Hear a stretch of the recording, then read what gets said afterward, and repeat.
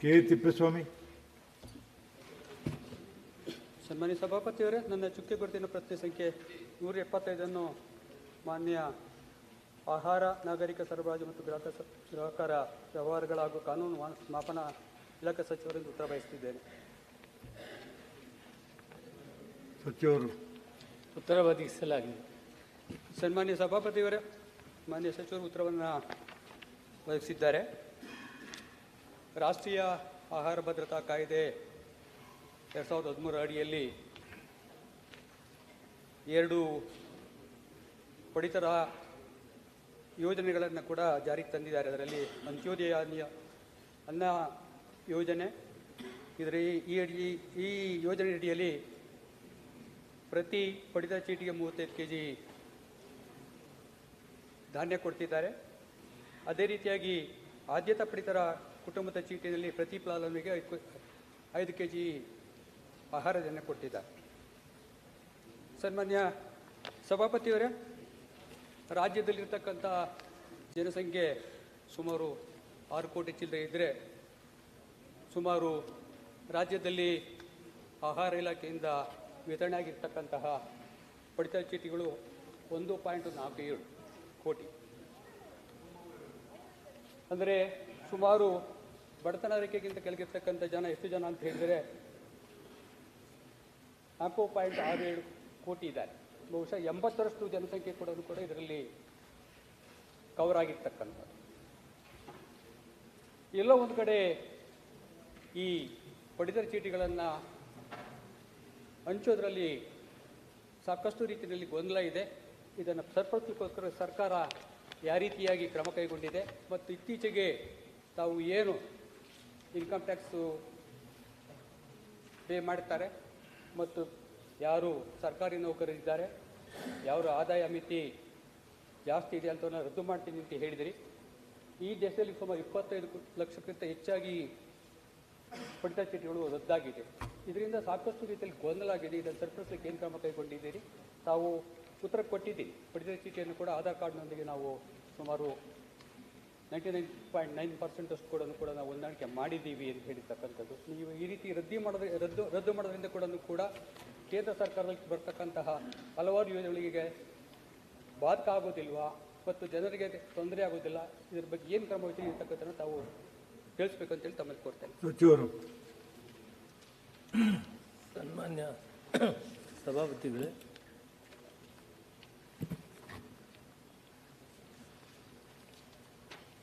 ಕೇಂದ್ರ ಸರ್ಕಾರವು ರಾಷ್ಟ್ರೀಯ ಆಹಾರ ಭದ್ರತೆ ಕಾಯ್ದೆಯನ್ನು 2013ರಲ್ಲಿ UPA ಸರ್ಕಾರ ಇದ್ದಾಗ ಪ್ರಾರಂಭ ಆಯಿತು. 2014ರಲ್ಲಿ ಕರ್ನಾಟಕ ರಾಜ್ಯದಲ್ಲಿ ಇದು ಜಾರಿಗೆ ಬಂತು. ಬಹಳ ಮುಖ್ಯವಾದಂಥ 2 ವಿಷಯಗಳು ಇದರಲ್ಲಿ ಭದ್ರತಾ ಕಾಯ್ದೆ ಮಾರ್ಗಸೂಚಿಗಳನ್ನು ಅಂತ್ಯೋದಯ ಅನ್ನ ಯೋಜನೆ ಪಡಿತರ ಚೀಟಿಗಳಿಗೆ ತಲಾ 35 kg ಕೊಡುವಂಥದ್ದು ಮತ್ತು ಆದ್ಯತಾ ಪ್ರತಿ ಕುಟುಂಬಕ್ಕೆ ಪ್ರತಿ ವ್ಯಕ್ತಿಗೆ 5 kg ಆಹಾರ ಧಾನ್ಯಗಳನ್ನು ಕೊಡುವಂಥದ್ದು. 2022 ಡಿಸೆಂಬರ್ ಮಾಹೆವರೆಗೆ ಅಕ್ಕಿ ಪ್ರತಿ ಕೆಜಿಗೆ ಪ್ರತಿ ಅಕ್ಕಿ 3 kg, ರಾಗಿ 2 kgಯನ್ನು ಕೊಡುವಂಥದ್ದನ್ನು ನಾವು ಮಾಡಿದ್ವಿ. ಕೇಂದ್ರ ಸರ್ಕಾರ ಪ್ರಧಾನಮಂತ್ರಿ ಗರೀಬ್ ಕಲ್ಯಾಣ್ ಅಂತ ಯೋಜನೆಯಲ್ಲಿ ಈ ರಾಜ್ಯದಲ್ಲಿ 1,02,00,000 ಕಾರ್ಡ್ದಾರರಿಗೆ 5 kg ಅಂತೆ ಕೊಡುವಂಥ ಕಾರ್ಯಕ್ರಮವನ್ನು ರೂಪಿಸಿಕೊಂಡು ಒಟ್ಟಾರೆ ಅಂತ್ಯೋದಯ 10,80,643 ಕಾರ್ಡ್ದಾರರಿಗೆ ಹಂಚಿಕೆ ಮಾಡ್ತಾಯಿದ್ದೀವಿ ಮತ್ತು BPL 1,02,84,000 ಕಾರ್ಡ್ದಾರಿಗೆ ಹಂಚಿಕೆ ಮಾಡ್ತಾಯಿದ್ದೀವಿ. ಅದಲ್ಲದೆ ರಾಜ್ಯದಲ್ಲಿ BPL ಕಾರ್ಡ್ಗಳು 14,74,582 ಕಾರ್ಡ್ಗಳಿಗೆ ಹಂಚಿಕೆ ಮಾಡ್ತಾಯಿದ್ದೀವಿ. ಅದರ ಜೊತೆಗೆ ಅಂತ್ಯೋದಯ ಒಟ್ಟಿಗೆ ಸೇರಿ 1,28,00,000 39,230 ಕಾರ್ಡ್ಗಳಿಗೆ ನಾವು ಹಂಚಿಕೆ ಮಾಡ್ತಾ ಇದ್ದೀವಿ. ಅದಲ್ಲದೆ APL 25,25,418 ಕಾರ್ಡ್ಗೆ ಹಂಚಿಕೆ ಮಾಡ್ತೀವಿ. ಒಟ್ಟಾರೆ ಕರ್ನಾಟಕ ರಾಜ್ಯದಲ್ಲಿ 1,53,64,648 ಕಾರ್ಡ್ಗಳಿಗೆ ನಾವು ಹಂಚಿಕೆಯನ್ನು ಮಾಡ್ತಾ ಇದ್ದೀವಿ. ಸುಮಾರು 6.5 ಕೋಟಿ ಇರುವ ಜನಸಂಖ್ಯೆಯಲ್ಲಿ 5,29,01,752 ಜನರಿಗೆ ಈ ಸೌಲಭ್ಯಗಳನ್ನು ಹಂತ ಹಂತವಾಗಿ APL BPL ಮಾಹಿತಿ ಕೊಟ್ಟಿದ್ದೀರಿ, ನನ್ನ ಮುಂದೆ ಇದೆ. ಮಾಹಿತಿ ಕೊಟ್ಟಿದ್ದೀರಿ, ಪ್ರಶ್ನೆಗೆ ಉತ್ತರ ಹೇಳಿ. ಸರಿಪಡಿಸೋದಕ್ಕೋಸ್ಕರ ಏನ್ ಮಾಡ್ತಾ ಇದ್ದೀರಿ ತಾವು? ಸಾಕಷ್ಟು ಗೊಂದಲ ಆಗಿದೆ. ಇದನ್ನ ಸರಿಪಡಿಸ ಅರ್ಹರಿರ್ತಕ್ಕಂಥ ದಯಮಾಡಿ BPL ಕಾರ್ಡ್ ಇದು ಕ್ಯಾನ್ಸಲ್ ಮಾಡಬೇಡಿ. ನಾವು ಸಂಪೂರ್ಣವಾಗಿ ಇನ್ಕಮ್ ಟ್ಯಾಕ್ಸ್ ಕಟ್ಟೋರಿಗೆ ಆದಾಯ 1,20,000 ಇರೋರಿಗೆ ಬಿಟ್ಟು ಉಳಿದ ಎಲ್ಲ ಕಾರ್ಡ್ಗಳಿಗೂ ಏನು ತಕರಾರಿಲ್ಲದೆ ಅಕ್ಕಿಯನ್ನು ಸರಬರಾಜು ಮಾಡ್ತಾ ಇದ್ದೀವಿ. ಅದು ಯಾವುದು ಗೊಂದಲ ಇಲ್ಲ ಅಂತ ನಾನು ಸಭಾಧ್ಯಕ್ಷರಿಗೆ ತಿಳಿಸ್ತೇನೆ.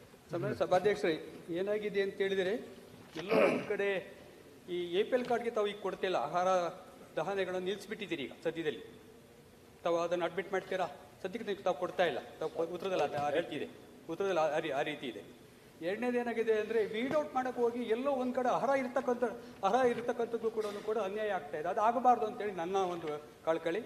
ಎರಡನೇದು ಒಂದು ನೇಷನ್ ಒಂದು ರೇಷನ್ ಕಾರ್ಡ್, ಒಂದು ರಾಷ್ಟ್ರ ಒಂದು ಪಡಿತರ ಚೀಟಿ ಅಂತೇಳಿ ಆಧಾರ್ ಕಾರ್ಡ್ನೊಟ್ಟಿಗೆ ಪಡಿತರ ಚೀಟಿಗಳನ್ನು ನೋಂದಣಿ ಮಾಡಿದ್ದೀರಿ. ತಾವೆಲ್ಲೋ ಒಂದು ಹೇಳಿಕೆ ಕೊಟ್ಟಿದ್ದೀರಿ ಹಿಂದೆ. A&B ಎಂದು ವರ್ಗೀಕರಣ ಮಾಡ್ತಕ್ಕಂಥದ್ದು ಆರೋಗ್ಯಕ್ಕಾಗಿ BPL ಅಂತೇಳಿ ಒಂದು ಸ್ಟೇಟ್ಮೆಂಟ್, ಅದ್ರ ಮೇಲೆ ನಾನು ಕ್ವಶನ್ ಕೇಳಿದೆ. ನಾನು ಕೂಡ ಅದನ್ನು ತಾವು ಇಲ್ಲ ಅಂತ ಹೇಳಿದಿರಿ. ಬಹುಶಃ ತಾವು ಹೇಳ್ಬೋದಿತ್ತು, ಮಾಡುವ ಯೋಚನೆ ಇತ್ತು. ಈಗ ಸದ್ಯಕ್ಕೆ ನಾವು ಮಾಡಿಲ್ಲ ಅಂತಕ್ಕಂಥ ಇದ್ರ ಬಗ್ಗೆ ತಾವು ಕ್ಲಾರಿಫಿಕೇಶನ್ ಕೊಡಬೇಕು.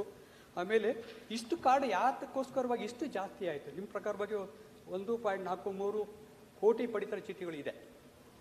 ಅಷ್ಟು ಸಾಧ್ಯನಾ?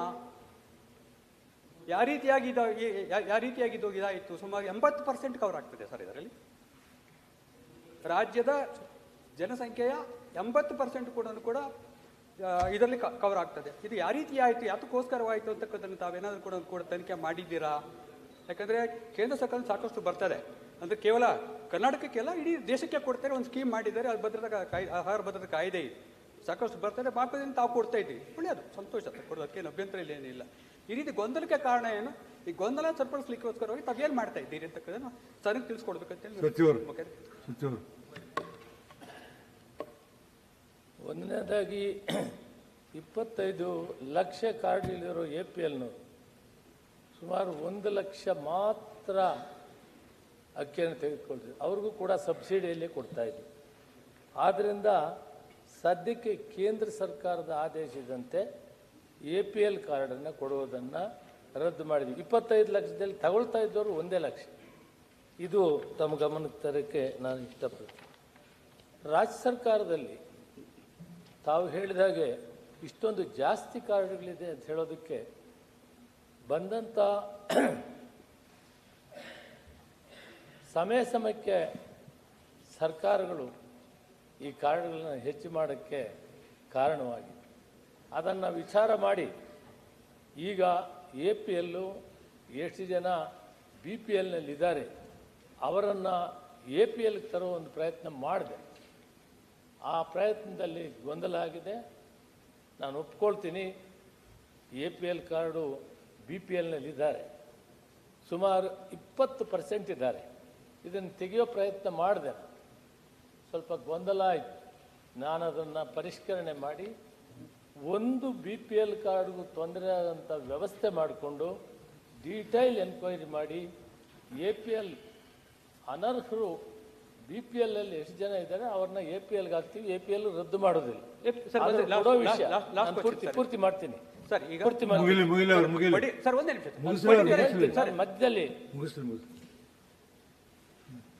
ಕಾರ್ಡ್ ಕೊಡು ಅಂತ ಹೇಳೋರು ನಾವೇ, ನೇರವಾಗಿ ಉತ್ತರ ಹೇಳಿ. ಕಾರ್ಡ್ ಕೊಟ್ಟಿದ್ದು ಸರಿಯಿಲ್ಲ ಅಂತ ಹೇಳೋರು ನಾವೇ.